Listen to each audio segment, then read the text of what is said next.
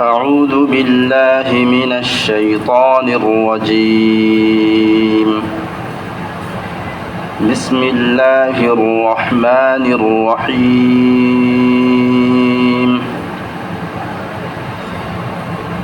ألف لام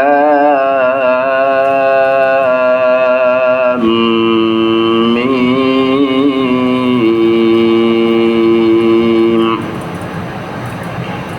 ذلك الكتاب لا ريب فيه هدى للمتقين الذين يؤمنون بالغيب ويقيمون الصلاة ومما رزقناهم ينفقون والذين يؤمنون بما أنزل إليك وما أنزل من قبلك وبالآخرة هم يوقنون أولئك على هدى من ربهم وأولئك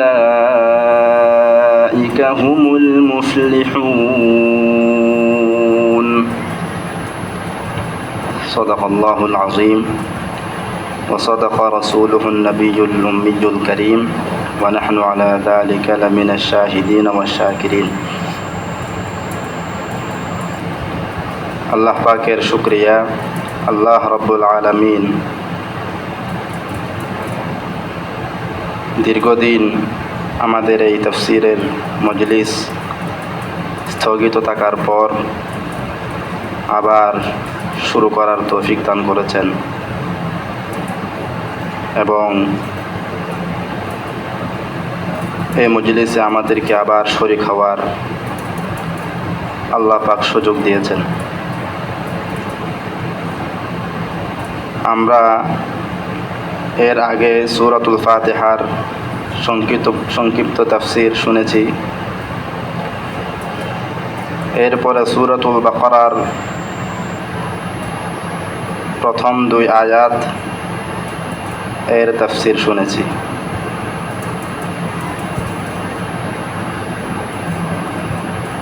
দ্বিতীয় আয়াতের শেষ অংশ এখান থেকে নিয়ে পঞ্চম আয়াত পর্যন্ত আমরা সর্বশেষ তাফসীরের মজলিসে তেলাওয়াত করেছিলাম এবং এ সংক্রান্ত কিছু আলোচনাও হয়েছিল। তো আমরা এখান থেকেই আজকে ইনশাআল্লাহ কিছু তাফসীর শোনার চেষ্টা করব। আল্লাহ পাক বলেন আলিফ লাম মিম যালিকাল কিতাব, এটা আল্লাহর কিতাব, লা রাইবা ফিহ, এটা আল্লাহর কিতাব হওয়ার ব্যাপারে কোনো সন্দেহ নেই, হুদাল লিল মুত্তাকিন, এই কোরআন এই কিতাব মুত্তাকিদের জন্য পথ নির্দেশকারী। আল্লাযীনা ইউমিনুনা বিল গায়ব, মুত্তাকি কারা? যারা গায়বের প্রতি ঈমান রাখে, ওয়া ইউকিমুনাস সালাহ, এবং নামাজ কায়েম করে, ওয়া মিম্মা রাযাকনাহুম ইউনফিকুন, এবং আমি তাদেরকে যে রিজিক দান করেছি তা থেকে তারা আল্লাহর নির্দেশিত পথে খরচ করে। ওয়াল্লাযীনা ইউমিনুনা বিমা উনজিলা ইলাইকা, আর যারা ঈমান রাখে ওই কিতাবের প্রতি, ওই ওহীর প্রতি যা আপনার প্রতি অবতীর্ণ করা হয়েছে, ওয়ামা উনজিলা মিন ক্বাবলিক, এবং সেই সমস্ত কিতাবের প্রতিও যা আপনার পূর্বে নাজিল করা হয়েছে। ওয়াবিল আখিরাতি হুম ইউকিনুন, এবং তারা আখিরাতের প্রতি সুদৃঢ় বিশ্বাস স্থাপন করে। উলাইকা আলা হুদাম মির রাব্বিহিম, তারা তাদের রবের পক্ষ থেকে প্রাপ্ত এক বিশেষ হেদায়েতের উপর প্রতিষ্ঠিত। ওয়া উলাইকা হুমুল মুফলিহুন, এবং তারাই সফলকাম।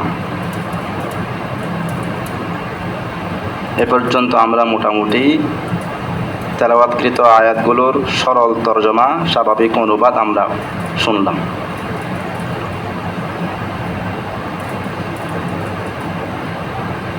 দ্বিতীয় আয়াতে আল্লাহ পাক প্রথমে পবিত্র কুরআনুল কারীমের পরিচয় দান করেছেন, যেটা আল্লাহর কিতাব এবং এই ব্যাপারে কোনো সন্দেহ নেই। এবং এর কাজ কি? আল্লাহ বলেন হুদাল লিল মুত্তাকিন, এই কোরআনের কাজ হলো মুত্তাকিদেরকে হেদায়েত দান করা, সঠিক পথের দিশা দেওয়া। এরপর আল্লাহ পাক মুত্তাকি কারা তাদের পরিচয় উল্লেখ করেছেন, তাদের গুণাগুণ আল্লাহ পাক উল্লেখ করেছেন যে 5টা গুণ যাদের আছে তারা হচ্ছে মুত্তাকি। 1 নম্বর আল্লাযীনা ইউমিনুনা বিল গায়ব। আওয়াজ করছে কি? হ্যাঁ,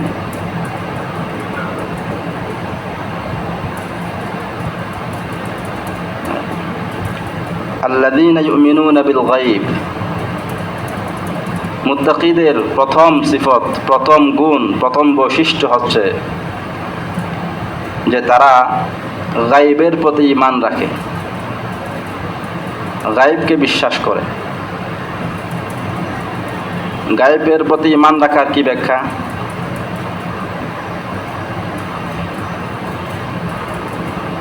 আমরা কোনো কিছু বিশ্বাস করি তা দেখে, পঞ্চ ইন্দ্রিয়ের সাহায্যে। চোখে দেখে বিশ্বাস করি, হাতে ধরে বিশ্বাস করি, অথবা নাকে ঘ্রাণ নিয়ে বিশ্বাস করি, অথবা জিহ্বা দ্বারা আমরা বুঝতে পারি যে এটা জিনিস, এটা মিষ্টি, এটা টক, সেটা আমরা বিশ্বাস করি, অথবা কানে শোনার মাধ্যমে আমরা একটা জিনিসের জ্ঞান অর্জন করি। এগুলোকে বলা হয় পঞ্চ ইন্দ্রিয়। চোখের সাহায্যে, কানের সাহায্যে, জিহ্বার সাহায্যে, হাতে ছোঁয়ার মাধ্যমে, এটা হাত হোক বা শরীরের অন্য কোনো অঙ্গ প্রত্যঙ্গ হোক, ছোঁয়ার মাধ্যমে, স্পর্শ করার মাধ্যমে, আর নাকের ঘ্রাণ নেওয়ার মাধ্যমে আমরা কোনো জিনিসের জ্ঞান অর্জন করি।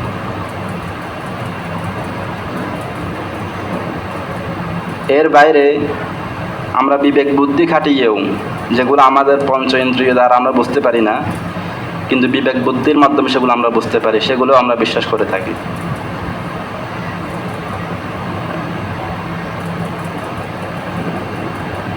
তো ঈমান বিল গায়ব কি জিনিস?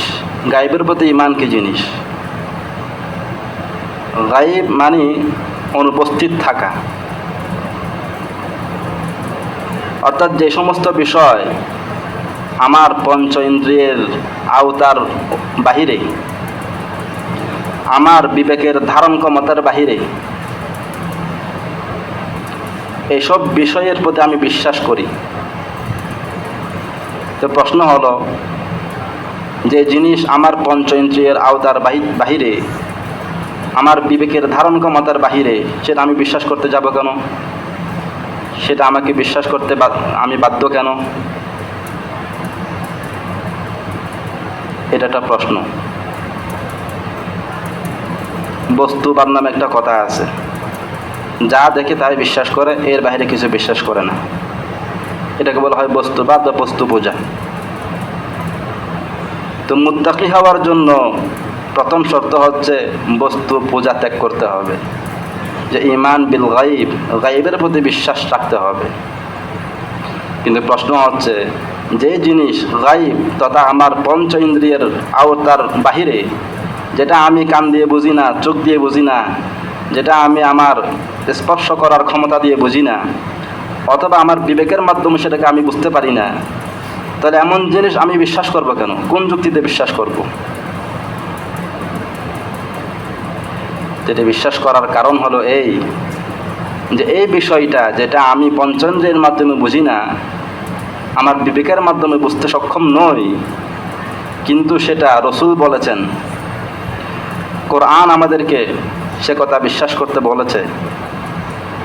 কোরআন যেহেতু সত্য, রসুল যেহেতু সত্য, অতএব নিশ্চয় বিষয়টাও সত্য হবে, যদিও সেটা আমার বিবেকের মাধ্যমে বুঝতে সক্ষম নই, যদিও সেটা আমার পঞ্চ ইন্দ্রিয়ের মাধ্যমে আমি সেটাকে অনুধাবন করতে সক্ষম নই। এটার নাম হচ্ছে ঈমান বিল গায়ব। তো এখন রসুল যেহেতু সত্য, কোরআন যেহেতু সত্য, এই বিশ্বাস থেকে তারা যা বলবেন, তারা যা কিছু আমাদেরকে বলবেন, এটাও নিশ্চয়ই সত্য হবে। সেটা আমি দেখলেও সত্য, না দেখলেও সত্য, সেটা আমি বুঝলেও সত্য, না বুঝলেও সত্য। এটার নাম ঈমান বিল গায়ব। কথার কথা, 1 1 1 সমান সমান কত? 3। তো এটা তো অযৌক্তিক কথা। 1 1 1 সমান সমান 3। এখন কেউ যদি বলে যে না 1 1 সমান 1, এটা কি বিশ্বাস করা যায়? এটা কি মানে আমার অনুধাবন শক্তির বাহিরে, না অনুধাবন শক্তির বিরুদ্ধে? বিরুদ্ধে। দুইটা জিনিস। এটা হচ্ছে কি বিবেক বিরুদ্ধ, বিবেক সেটাকে সমর্থন করে না। আর একটা হচ্ছে বিবেকের ঊর্ধ্বে, বিবেক সে পর্যন্ত যাইতে পারে না। হ্যাঁ, বিবেক সে কাজ করতে পারে না। তো শরীয়তের কোনো বিষয় বিবেকের বিরুদ্ধে যাবে না, কিন্তু বিবেকের ঊর্ধ্বে হইতে পারে। খ্রিস্টান সমাজ বলে 1 1 1 সমান সমান 1। তারা বলে ঈশ্বর একজন, তবে আবার 3 জন মিলে একজন।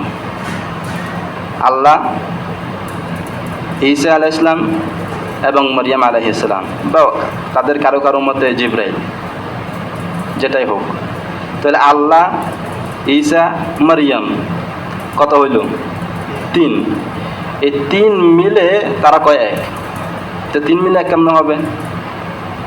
অতএব এটা আমরা বিশ্বাস করতে পারবো না, কারণ সেটা অযৌক্তিক, সেটা যুক্তির বিরুদ্ধে কথা, যুক্তি বিরোধী কথা। তো যুক্তি বিরোধী কথা সেটা আমরা বিশ্বাস করি না, কিন্তু যুক্তির ঊর্ধ্বে কোনো বিষয় যদি হয়, সেটা যদি রসুল বলেন, সেটা আমরা মানতে বাধ্য। এটার নাম ঈমান বিল গায়ব।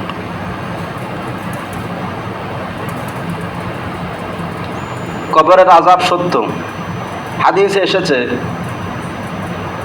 যে মানুষকে যখন কবরে রাখা হবে, তখন সেখানে যদি সে ফাজের হয়, ফাসিক হয়, কবর তাকে এমনভাবে চাপ দিবে যে তার এই পাশের হাড্ডি এ পাশে চলে আসবে, এই পাশের হাড্ডি সে পাশে চলে যাবে, আযাব হবে। এখন আপনি কোনো কবর খুঁজে দেখেন তো এরকম দেখা যায় কিনা? দেখা যায় না। তো সেটা আমার অনুধাবন শক্তি, আমার বিবেক দ্বারা সেটা আমি ক্যাচ করতে পারি না, বুঝতে পারি না, কিন্তু সেটা অযৌক্তিক নয়, অসম্ভব নয়। তো অসম্ভব নয়, অযৌক্তিক নয়, কিন্তু সেটা আমি বুঝতে সক্ষমও নই, এমন বিষয় কোরআনে আছে, হাদিসে আছে, এর জন্য আমি মানতে বাধ্য। এটার নাম ঈমান বিল গায়ব। এখন বিষয় যেমন কথার কথা, এটা কি এটা অযৌক্তিক নয়? দলিল কি?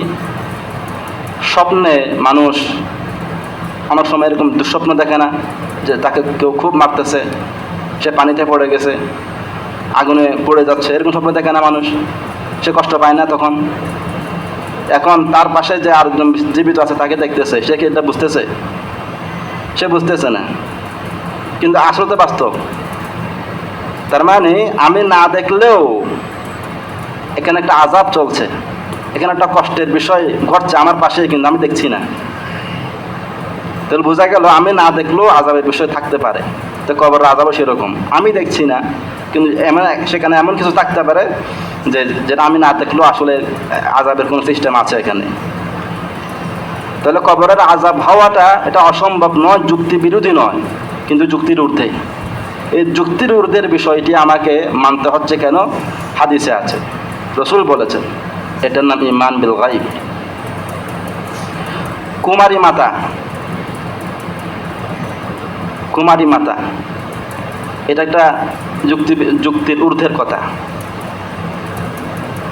কুমারী মাতা মানে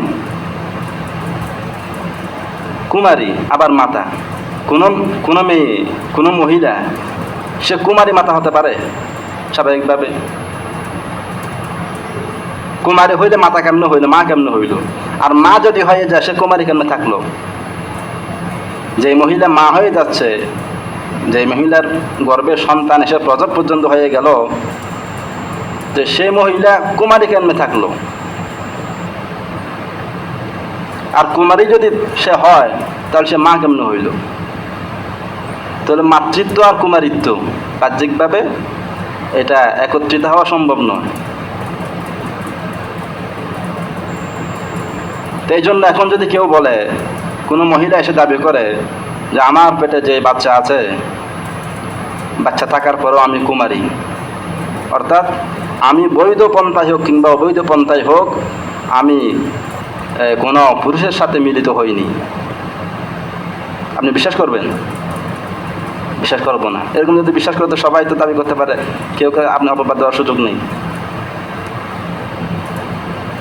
তাহলে বাহ্যিকভাবে কুমারী মাতা কথাটা আমার যুক্তির ঊর্ধ্বের একটা বিষয়, এটা কীভাবে সম্ভব?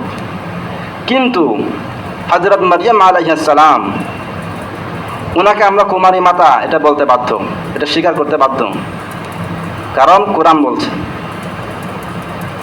কোরআন বলছে মারিয়াম কুমারী মাতা। উনি বৈধ অবৈধ কোনো পন্থায় কোনো পুরুষের সাথে মিলিত হননি, কিন্তু উনি মাতা, উনি ঈসা আলাইহিস সালামের মা।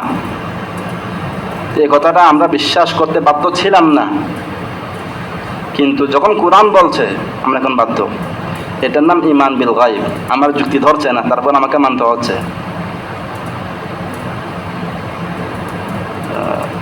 তো মুত্তাকি হওয়ার জন্য প্রথম বৈশিষ্ট্য হচ্ছে, প্রথম গুণ হচ্ছে ঈমান বিল গায়ব।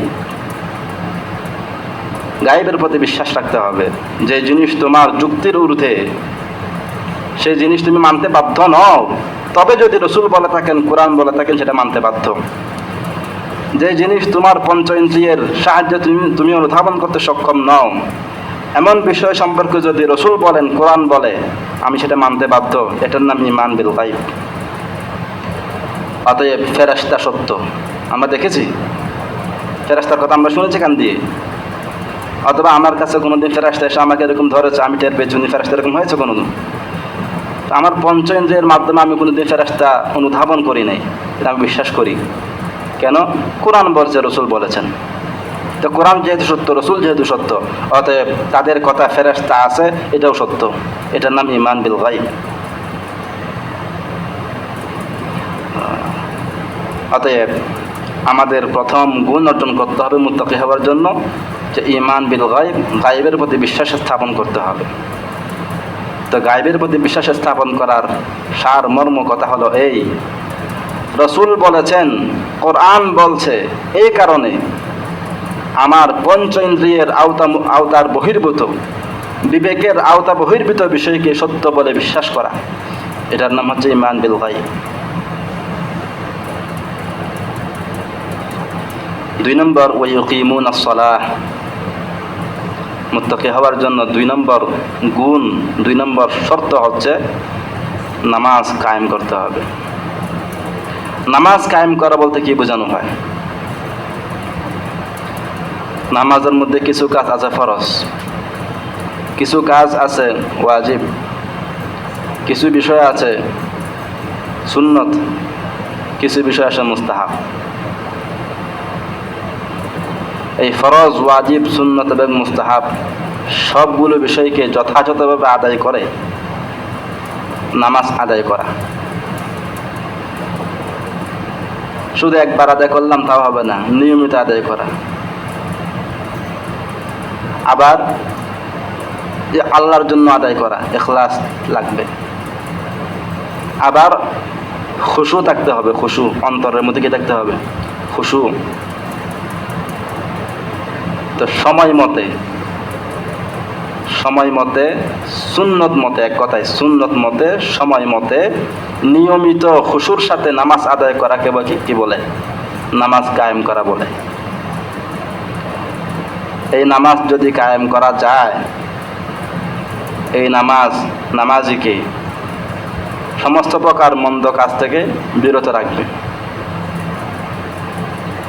ইন্নাস সালাতা তানহা আনিল ফাহশাই ওয়াল মুনকার, নিশ্চয় নামাজিকে সমস্ত অশ্লীল কাজ, অন্যায় কাজ থেকে বিরত রাখে। কিন্তু আমরা তো অনেকে নামাজ পড়ছি, তারপরেও তো গুনাহে লিপ্ত, ফাহশা কাজে লিপ্ত, মুনকার কাজে লিপ্ত। কারণ নামাজ তো পড়ি, আদায় করি নাই, মানে কায়েম করি নাই। ওই কিমুনাস সালাহ আমারটা হয় নাই। অনেকে আছে সাপ্তাহিক মুসল্লি, তো সাপ্তাহিক মুসল্লি ইকামত সালাত নয়। মাসিক মুসল্লি এটা ইকামত সালাত নয়। অনেকে তো একদম আছে বাৎসরিক মুসল্লি, ঈদের নামাজটা পড়ে। এই শুধুমাত্র এক ঈদের নামাজ পড়লে সেটার নাম ইকামত সালাত হবে না। 5 ওয়াক্ত পড়তে হবে, দৈনিক পড়তে হবে। তো 5 ওয়াক্ত যে পড়বো সেগুলোও ফরজ, ওয়াজিব, সুন্নত, মুস্তাহাব সব রক্ষা করে আমাকে নামাজ পড়তে হবে। আমরা নামাজের মধ্যে আসি, অনেক সময় দেখা যায় কাতার ঠিক মতো করি না। নামাজ পড়েছি ঠিক, কিন্তু এটা কাতারের যে নিয়ম সেটা আমি রক্ষা করলাম না। এটাও নামাজ কায়েম করার পরিপন্থী। নামাজ তো পড়লাম, আমার ফরজ আদায় হয়ে গেছে, কিন্তু ইকামতের সালাত সেটা হয় নাই। সাব্বু সুফুফাকুম হাদিসের কথা, তোমরা তোমাদের নামাজের কাতারকে সোজা করো। ফাইন্না তাসওয়াতা সুফুফি মিন ইকামাতিস সালাহ, কারণ কাতার সোজা করা এটা নামাজ কায়েম করার একটা অংশ। অতএব কথার কথা, প্রথম কাতার সেখানে 2 পাশে জায়গা আছে, কিন্তু কোনার মধ্যে ফ্যান নেই, ওখানে দ্বিতীয় কাতারের নিচে ফ্যান আছে। এজন্য আমি কি করলাম, ওই দ্বিতীয় কাতারে দাঁড়ায় গেলাম। নামাজ আমারটা আদায় হয়ে যাচ্ছে, কিন্তু ইকিমুনাস সালাহ হয় নাই। কারণ আমাকে কাতার সোজা করতে হবে, আগে কাতারের বিধান রক্ষা করতে হবে। আমরা অনেকে নামাজ পড়ি, নামাজের মধ্যে সতর ডাকতে হয়, এটা তো ফরজ।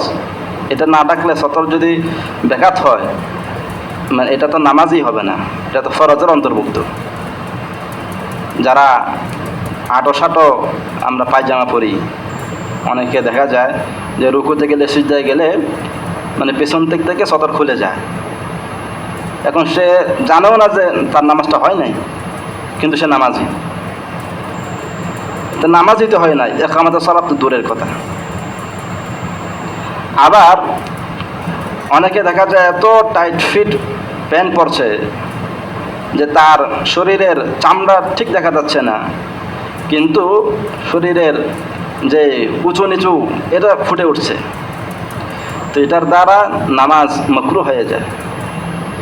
তো মাকরুহ নামাজ, মাকরুহ মানে পছন্দনীয়, মানে আল্লাহ সেটাকে অপছন্দ করেন, কিন্তু আপনি মূল দায়িত্ব আদায় হয়ে গেছে, কিন্তু এটা আল্লাহর কাছে খুব একটা প্রিয় জিনিস না। তো যে জিনিস আল্লাহর কাছে অপ্রিয়, তো এটাকে আপনার ইকামতের সালাত হবে।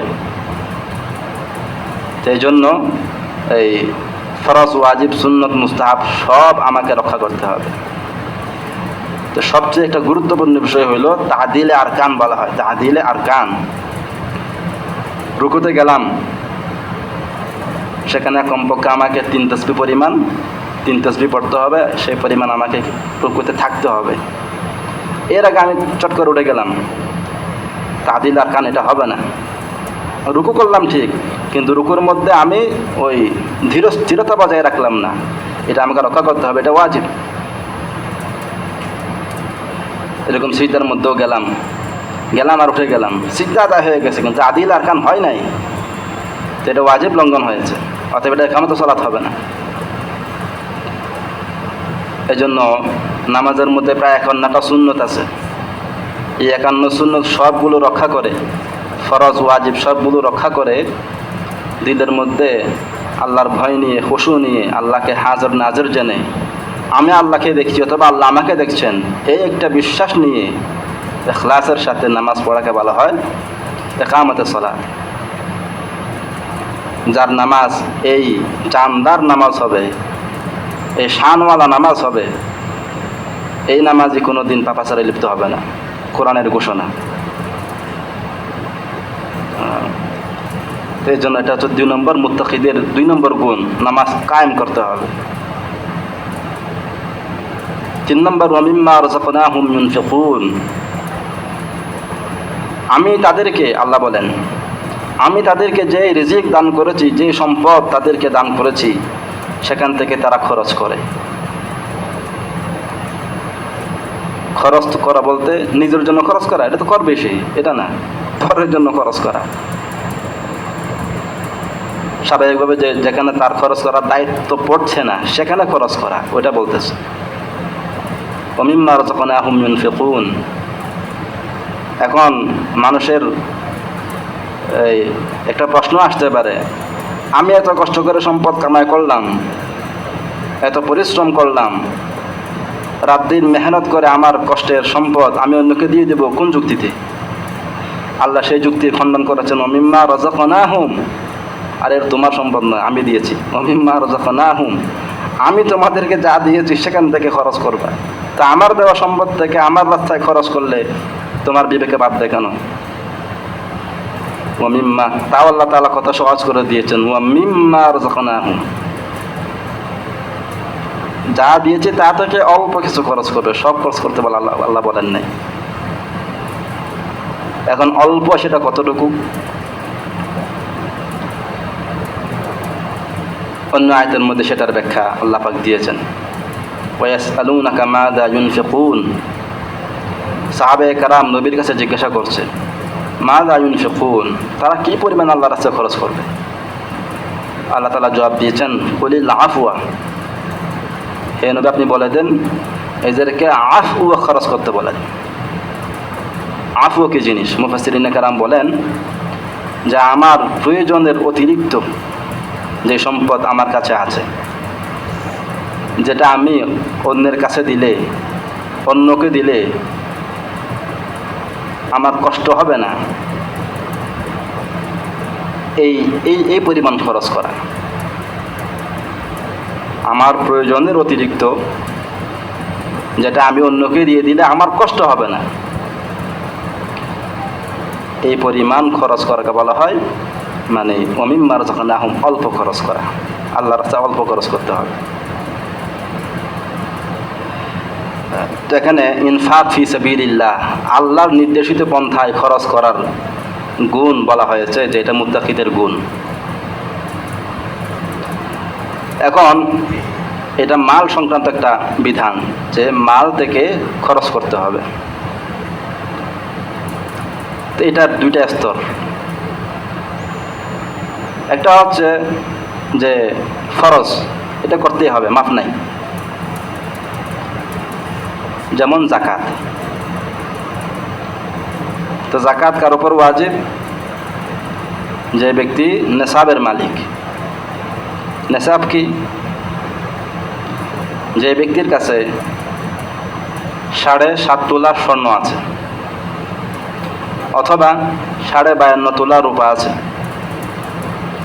অথবা 52.5 তোলা রূপার সমমূল্যের নগদ টাকা আছে, অথবা 52.5 তোলা রূপার সমমূল্যের ব্যবসায়িক পণ্য আছে।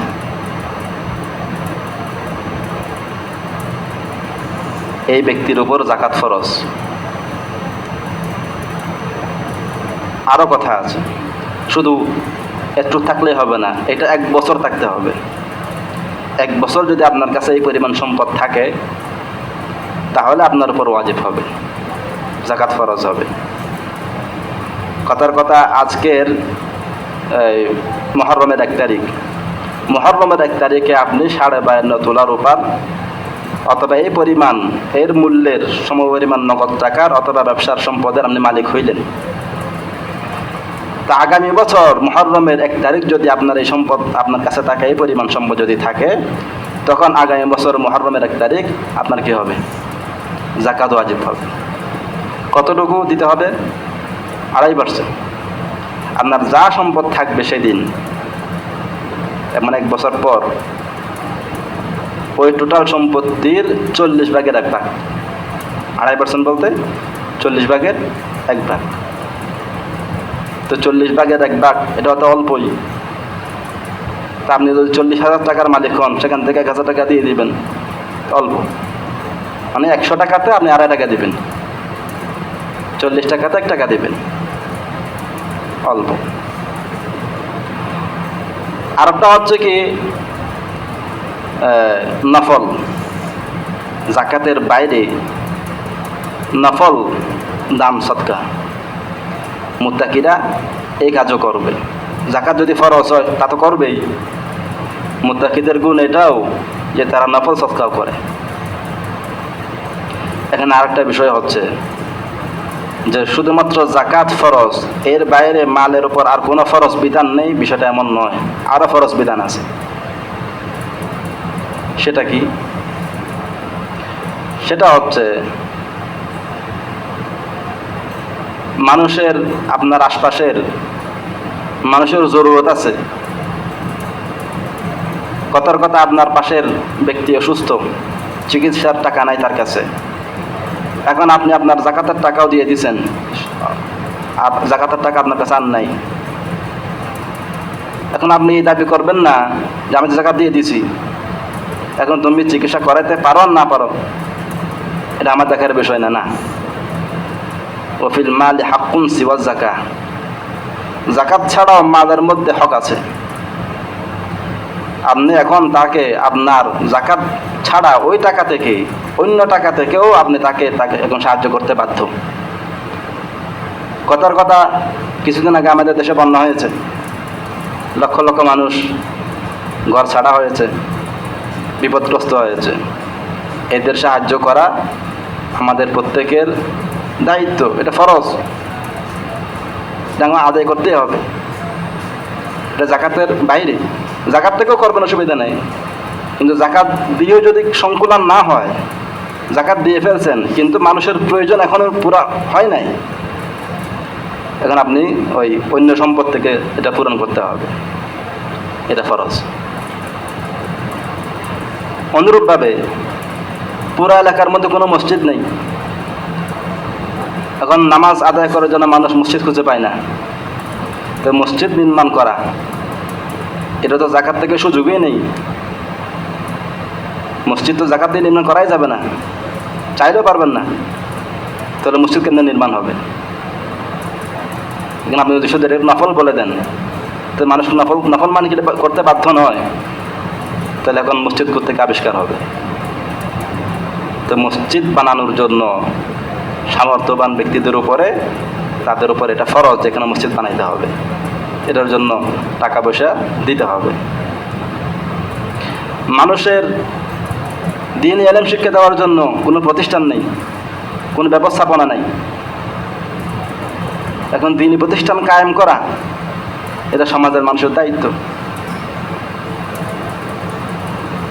কিছু উদাহরণ বললাম আর কি, যে শুধুমাত্র যাকাত দিয়ে ক্ষান্ত হলে চলবে না, যে মালের উপরে আরো হক আছে।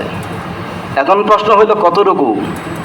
যাকাত তো বা বুঝলাম সুস্পষ্ট ভাষায় যে 40 ভাগের 1 ভাগ, তো অন্যান্য যে হক আছে সেটা কতটুকু? আল্লাহ পাক সেটা নির্ধারিত করে সেবা বলে দেন নাই। মুফাসসিরিনে কেরাম বলেন যে প্রয়োজনের আলোকে, সামর্থ্যের ভিত্তিতে, প্রয়োজনের আলোকে সামর্থ্যের ভিত্তিতে যখন প্রয়োজন দেখা দিবে তখন ফরজ, যতটুকু সামর্থ্য আছে ততটুকু ফরজ। প্রয়োজন নেই, ফরজ না। প্রয়োজন আছে, আমার সামর্থ্য নেই, ফরজ না। তো এই হচ্ছে যাকাত ছাড়াও আরো যে ফরজ আছে মালের উপরে, এটার কথা গেল। তো যারা মুত্তাকি হবে, তারা ফরজ হক আদায় করবে এবং তারা সাধ্য মতে সুযোগ মতে নফল সদকা ইত্যাদিও তারা আদায় করবে। এই হচ্ছে মুত্তাকিদের 3 নম্বর গুণ। 4 নম্বর, ওয়াল্লাযীনা ইউমিনুনা বিমা উনজিলা ইলাইক, আপনার প্রতি যেই ওহী নাজিল করা হয়েছে তার প্রতি তারা বিশ্বাস করে, অর্থাৎ কোরআনের প্রতি বিশ্বাস করে, এবং রসুলের যে হাদিস সেগুলোকেও তারা বিশ্বাস করে। ওমা উনজিলা মিন ক্বাবলিকা, এবং আপনার পূর্বে যে সমস্ত আসমানি কিতাব আল্লাহ পাক নাজিল করেছেন সেগুলোকেও বিশ্বাস করে।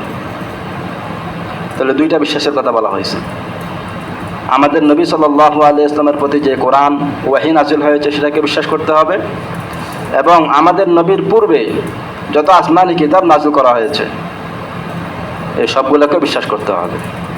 2 বিশ্বাসের মধ্যে পার্থক্য আছে। আমাদের নবী সাল্লাল্লাহু আলাইহি ওয়াসাল্লামকে আল্লাহ পাক যে ওহী দিয়েছেন, যে কোরআন আর হাদিস দিয়েছেন, সেগুলোকে বিশ্বাস করার সাথে সাথে সেগুলো মোতাবেক আমলও করতে হবে। কিন্তু আগেকার আসমানি কিতাব সেগুলোকে আমরা বিশ্বাস করি বলতে সেগুলো সত্য কিতাব আল্লাহ পাক নাজিল করেছেন। তাওরাত, জবুর, ইনজিল এই সমস্ত কিতাব আল্লাহ পাক নাজিল করেছিলেন, এবং যাদের উপর নাজিল করেছিলেন তারা সকলেই সত্য নবী ছিলেন, এটা আমরা বিশ্বাস করি। কিন্তু এখন সেই কিতাব মোতাবেক আমল করার আর কি নেই, সুযোগ নেই। কারণ কোরআন এসে আগের সমস্ত কিতাবকে রহিত করে দিয়েছে, এখন সেগুলো আমল করার আর যোগ নেই, আর আমল করার সুযোগও বা নেই, কারণ এগুলো আর রক্ষিত নেই। বর্তমান যে ইনজিল পাওয়া যায়, যেগুলোকে তারা বাইবেল বলছে, এটা বিকৃত এবং এটা মানুষের বানানো। এবং তাদের যে বাইবেলগুলো আছে বিভিন্ন সংস্করণ, বিভিন্ন রকম। আমাদের যে কোরআন শরীফ এটা সারা দুনিয়াতে একরকম, কিন্তু তাদের যে ইনজিল, তাদের যে বাইবেল, এটা এক এক জায়গায় এক এক রকম। তার মানে এটা কি? এটা অরক্ষিত, এটা বিকৃত একটা জিনিস। অতএব এখন সেগুলোর মোতাবেক আমল করার সুযোগও নেই, দরকারও নেই, এবং শরীয়তও সেটার অনুমোদিত নয়।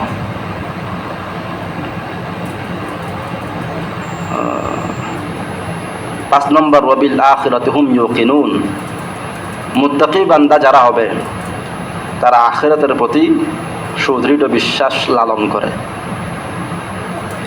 আখিরাতের প্রতি সুদৃঢ় বিশ্বাস লালন করতে হবে। এখানে একটা শব্দ বলা হয়েছে ইউকিনুন, ইয়কান, ওখান থেকে ইউকিনুন, ইউমিনুন বলা হয় নাই। ঈমান মানে বিশ্বাস করা, অর্থাৎ সেটাকে সত্য স্বীকারোক্তি প্রদান করা। আখিরাত সত্য, সেটা আমি স্বীকার করলাম, এটাকে বলা হয় ঈমান। আর ইয়কান কি জিনিস? এখানে যেটা বলা হয়েছে ইউকিনুন, ইউকিনুন বলা হয় যে সুদৃঢ় বিশ্বাস অন্তরে স্থাপন করা।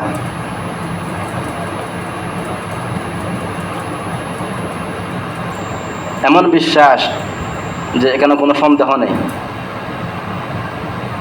এই পরিমাণ বিশ্বাস যদি কারো থাকে আখিরাতের প্রতি, তাহলে সে কখনোই অপরাধ করতে পারবে না। যে ব্যক্তি বিশ্বাস করছে যে আমি মারা গেলেই তো আমাকে এগুলার সব হিসাব নিকাশ দিতে হবে, তাহলে আমি কেমনে অবৈধ পন্থায় চলি, আমি কীভাবে অপরের হক মারি। যে ব্যক্তি এ সমস্ত কাজে লিপ্ত, পরের হক মারছে, অন্যকে কষ্ট দিচ্ছে, সে আখিরাতে বিশ্বাসী কিন্তু সুদৃঢ় বিশ্বাসী নয়। তার ঈমান আছে বটে, কিন্তু ইয়াকিন ওটা নেই। যারা মুত্তাকি হবে তারা ঈমানের সাথে সাথে ইয়াকিনও রাখবে। আখিরাতকে স্বীকার করার সাথে সাথে আখিরাতের বিশ্বাস তাদের অন্তরে সদা জাগরুক থাকবে। এই হচ্ছে 5টা সিফত, 5টা গুণ। এই 5 গুণ যদি অর্জন করা যায়, আল্লাহ তাদেরকে মুত্তাকি বলে স্বীকারোক্তি প্রদান করেছেন। এখন এই 5 গুণ বিশিষ্ট মুত্তাকিদের পুরস্কার কি? আল্লাহ বলেন, উলাইকা আলা হুদাম মির রাব্বিহিম। এই 5 গুণ বিশিষ্ট মুত্তাকি বান্দারা তাদের রবের উপর তাদের রবের পক্ষ থেকে প্রাপ্ত এক বিশেষ হেদায়েতের উপর প্রতিষ্ঠিত। হেদায়েত আবার বিশেষ হেদায়েত। তারা তো হেদায়েত পেয়েছে, হুদাল লিল মুত্তাকিন। তারা তো কোরআন কর্তৃক হেদায়েত পেয়েছে, আবার কি হেদায়েত? এটা বিশেষ হেদায়েত। সেটা কি জিনিস সেটা আসলে বোঝানো সম্ভব নয়। সেটা যে ব্যক্তিকে আল্লাহ পাক দিয়েছেন সে একমাত্র সেটা বুঝবে। যে ব্যক্তি নাবালেগ, শিশু, সে কি বালেগ হওয়ার মর্ম বুঝে? সে কি বিবাহ কি জিনিস বুঝে? তো যারা মুত্তাকি নয় তারা ওই উলাইকা আলা হুদাম মির রাব্বিহিম, বিশেষ হেদায়েত বলতে কি বোঝানো হয়েছে ওটা তারা বুঝবে না। তো সংক্ষেপে এটার মর্ম হইল এই যে আল্লাহ পাকের সাথে তাদের এক ঘনিষ্ঠ সম্পর্ক সৃষ্টি হবে। উলাইকা আলা হুদাম মির রাব্বিহিম ওয়া উলাইকা হুমুল মুফলিহুন। 2 নম্বর যে তারাই সফল কাম। সফল কাম বলতে কি বোঝানো হয়? আল্লাহ পাক সেটার ব্যাখ্যাও দিয়েছেন। তাফসীরে জালালাইনের মধ্যে আছে মুফলিহুনের ব্যাখ্যায় সফল কামের ব্যাখ্যা উনি বলেছেন এভাবে যে আল ফাইজুনা বিল জান্নাতি ওয়ান নাজুনা মিনান নার, যারা জান্নাত লাভ করবে, জাহান্নাম থেকে মুক্তি লাভ করবে। এটার মানে হচ্ছে সফল কাম। কোরআনে পাকেও সেটার বর্ণনা এসেছে। ফামান যুহজিহা আনিন নারি ওয়া উদখিলাল জান্নাতা ফাকাদ ফাজ। যে ব্যক্তিকে জাহান্নাম থেকে দূরে সরিয়ে দেওয়া হয়েছে এবং জান্নাতে প্রবেশ করানো হয়েছে, ফাকাদ ফাজ, সেই সফল কাম। অতএব এখান থেকে আমরা সফলতার মাপকাঠিও জানতে পারলাম। সফলতার মাপকাঠি খুব বেশি সম্পদের মালিক হয়ে যাওয়া নয়। কারণও তো সম্পদের মালিক ছিল, সে সফল কাম নয়। অথবা খুব বেশি বিদ্যা বুদ্ধির মালিক হওয়া সফলতার মাপকাঠি নয়। হামান যে ছিল, হামান এ অনেক বড় পণ্ডিত ছিল, ইঞ্জিনিয়ার ছিল সে। ইয়া হামান ইবনে লি সরহান, হামান ইঞ্জিনিয়ার ছিল, ফেরাউনের ইঞ্জিনিয়ার, বিশেষ ইঞ্জিনিয়ার। ফেরাউন তাকে নির্দেশ দিয়ে, হামান আমার জন্য কী করো, একটা বিশাল অট্টালিকা তৈরি করো। তার মানে সে অট্টালিকার এই বিজ্ঞান শিখেছিল সে। তো বিশেষ এরকম বিদ্যা বুদ্ধির মালিক হয়ে যাওয়া এটাও সফলতার মাপকাঠি নয়। এমনকি এই বংশ গৌরব এটাও সফলতার মাপকাঠি নয়। কোনো ভালো বংশের আমি লোক, এটাও আল্লাহর দৃষ্টিতে এটা কোনো মূল্য নেই। শুধুমাত্র যদি ভালো কোনো ব্যক্তির সাথে আমার সম্পর্ক আছে, ভালো কোনো বংশের আমি লোক, এটাই যদি হয়, এটাই যদি সফলতার মাপকাঠি হয়, তাহলে নূহ আলাইহিস সালামের ছেলে কেন জাহান্নামে যাবে? ইব্রাহিম আলাইহিস সালামের বাপ কেন জাহান্নামে যাবে? লূত আলাইহিস সালাম এবং নূহ আলাইহিস সালামের স্ত্রী কেন জাহান্নামে যাবে? বুঝা গেল নবীর বংশ হইলেও কি নাই, সফল কাম হওয়ার কোনো সুযোগ নেই। ইন্না আকরামাকুম ইনদাল্লাহি আতকাকুম, আল্লাহর কাছে সম্মানের মাপকাঠি হচ্ছে তাকওয়া, আর এই তাকওয়া হচ্ছে সফলতার মাপকাঠি। এই জন্য মুত্তাকি হওয়ার জন্য যাদেরকে আল্লাহ পাক সফল কাম বলেছেন, আমাদেরকে এই 5 গুণ অর্জন করতে হবে। 1 নম্বর ঈমান বিল গায়ব। আল্লাহ বলেছেন, রসুল বলেছেন, এই কারণে আমি বিশ্বাস করি। আমার বুঝে ধরুক বা না ধরুক, আমার পঞ্চ ইন্দ্রিয়ের আওতার ভিতরে হোক কিংবা বাহিরে হোক, আমি বিশ্বাস করতে হবে। বস্তু পূজা ত্যাগ করতে হবে, এক কথায়। 2 নম্বর, আমাকে নামাজ কায়েম করতে হবে, শুধু নামাজ পড়লে হবে না। 3 নম্বর, ফরজ এবং ওয়াজিব এবং নফল যেই মালি হক আছে এগুলো আদায় করতে হবে। 4 নম্বর, আল্লাহর নাজিলকৃত আসমানি কিতাব কোরআন, তাওরাত, জবুর, ইনজিল এগুলোর প্রতি যথাযথ বিশ্বাস স্থাপন করতে হবে। তথা কোরআন মোতাবেক আমল করতে হবে। অন্যান্য আসমানি কিতাবকে আমরা বিশ্বাস করব, কিন্তু আমল করার সুযোগ নেই, আমল করা যাবে না, এটাও বিশ্বাস করতে হবে। 5 নম্বর, আখিরাতের প্রতি সুদৃঢ় বিশ্বাস স্থাপন করতে হবে। এই 5 গুণ যদি আমরা অর্জন করতে পারি, আমাদের সাথে আল্লাহ পাকের এক বিশেষ সম্পর্ক, ঘনিষ্ঠতা সৃষ্টি হবে এবং আল্লাহর ভাষায় আমরা সফল কাম হিসেবে বিবেচিত হব। এখানে একটা প্রশ্ন, এই যে 5টা গুণের কথা বলা হয়েছে, এই 5 গুণের মধ্যে হজ্জের কথা নাই, রোজার কথা আছে? রোজার কথাও নেই। তার মানে আমি নামাজ পড়লাম, ঈমান বিল গায়ব পড়লাম, দান সদকা করলাম, আখিরাতকে বিশ্বাস করলাম, আসমানি কিতাবকে বিশ্বাস করলাম, কিন্তু আমি রোজা রাখলাম না, হজ ফরজ হলো আদায় করলাম না, আমি কি মুত্তাকি হতে পারবো? আল্লাহ তো এটা বলেন নাই। তো হজের কথা নেই, রোজার কথাও নেই, তাহলে আমি মুত্তাকি হব কি হব না? বাহ্যিকভাবে তো এগুলো না করলে তো মুত্তাকি হওয়ার সুযোগ আছে আয়াতের মধ্যে, কিন্তু আসলে নেই। তাহলে আল্লাহ বললেন না কেন?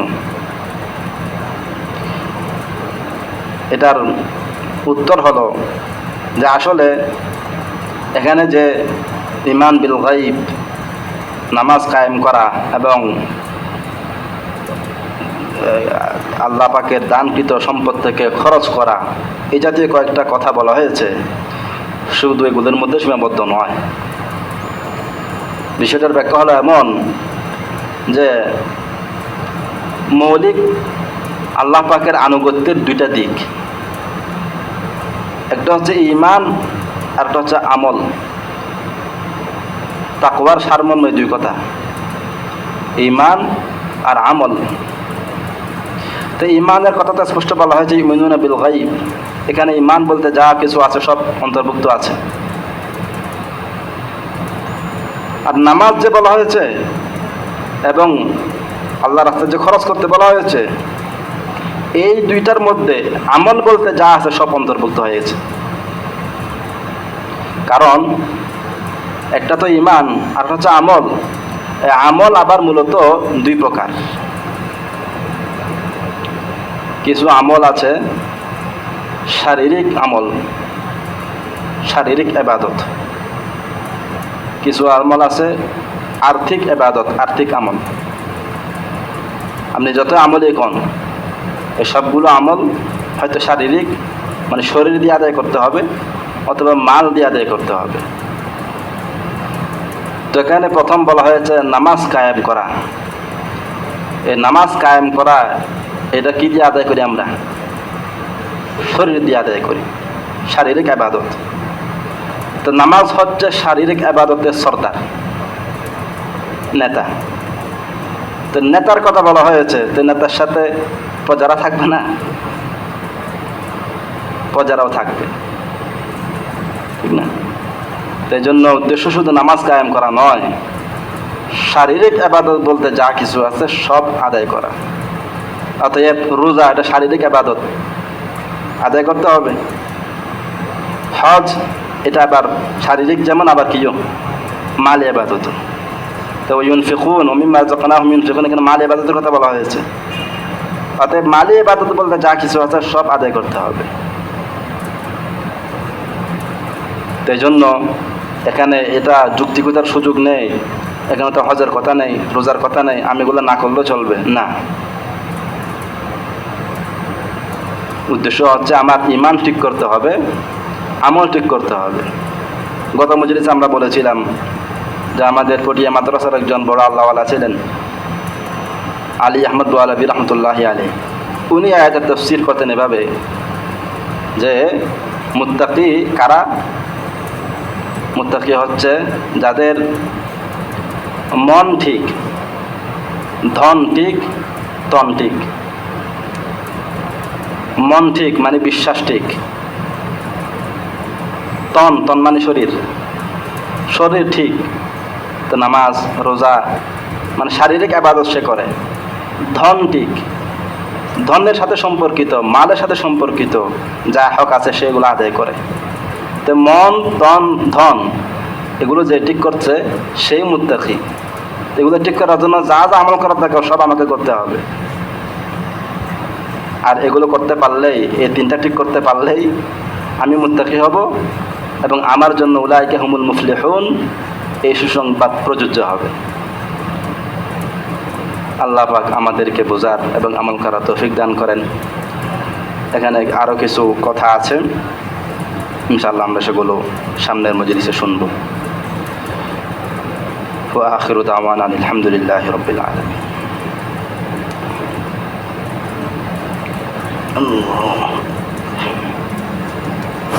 আলহামদুলিল্লাহি রাব্বিল আলামিন। اللهم لك الحمد كما ينبغي لجلال وجهك وعظيم سلطانك. اللهم